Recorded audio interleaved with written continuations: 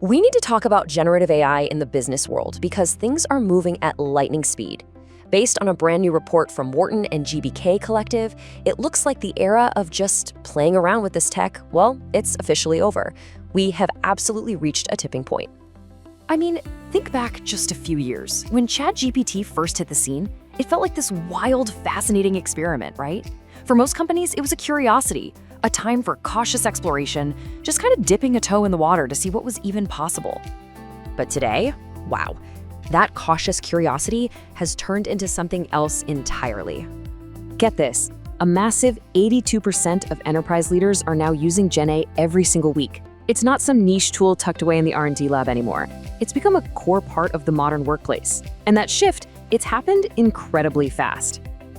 You can really see this journey in 3 clear stages. 2023, that was all about exploration. 2024, that's when we saw the experiments really ramp up. But now, in 2025, we're in the era of what the report calls accountable acceleration. And what that really means is the party's over. Companies are now demanding a real, measurable return on their AI investments. So let's dig into that first big idea. How exactly did Gen AI make the jump from a cool novelty to an everyday tool on everyone's desktop?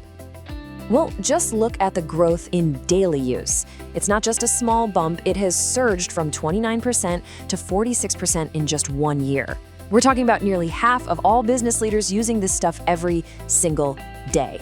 That's an explosion in adoption. But is this happening everywhere all at once? Is everyone on board? Not exactly.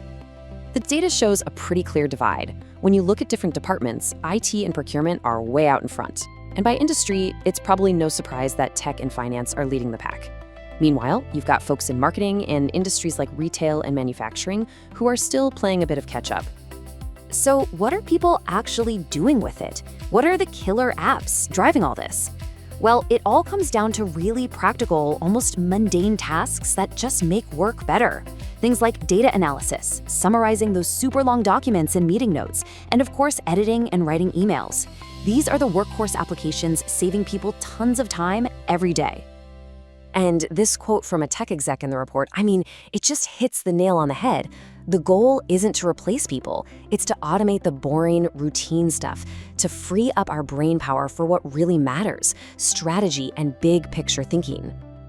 And when something becomes this integrated into the workday, it naturally leads to the next big question. Okay, is this actually worth the money? Fear of missing out isn't going to cut it anymore. Companies want to see a clear return. And they're not messing around. A huge 72% of companies are now formally measuring the return on investment for their AI projects. Yeah, the honeymoon phase is definitely over.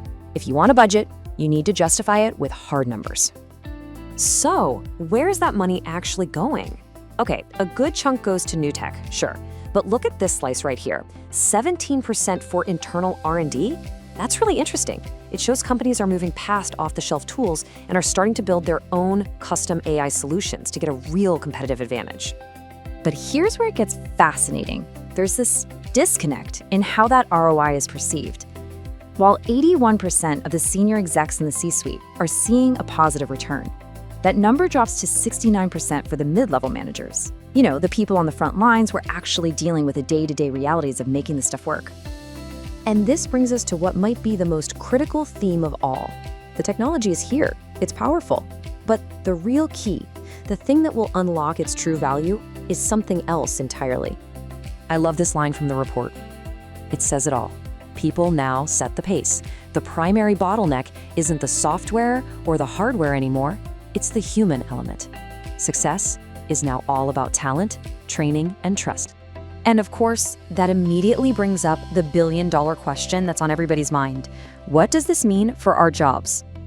And here we have the central dilemma. It's a real two-sided coin. On one hand, a whopping 89% of leaders believe AI actually enhances employee skills. But on the other hand, nearly half of them, 43%, are worried that if we rely on it too much, our own skills could start to, atrophy. It's a massive opportunity, for sure. But it comes with a pretty serious risk we need to manage. So to get their arms around this, leadership is finally stepping up in a big way. AI strategy isn't just an IT project anymore, it's a top-down C-suite priority. Ownership is moving to the very top, We're seeing the rise of the chief AI officer, and formal guardrails around things like data security and training are becoming standard. But, and this is a big but, even with all that progress, the number one challenge remains. The primary bottleneck slowing everything down is simply finding and hiring people who have the advanced skills needed to build and manage all this. So, after digging through all this data, what's the big takeaway? What does this new era of enterprise AI really look like? Let's just boil it down to the absolute essentials. First, AI is not an experiment anymore. It's a daily utility like email. Second, success isn't about how many people are using it, it's about hard ROI. And finally, the biggest challenge has shifted from the tech to the people. Your success now really depends on finding the right talent, providing the right training, and building trust. So we're left with this one last really provocative question. It's not about if you should adopt AI anymore. That ship has sailed. The real question is how you prepare your people for it. Because the human side of this revolution isn't a footnote anymore. It's the headline. So, is your organization ready?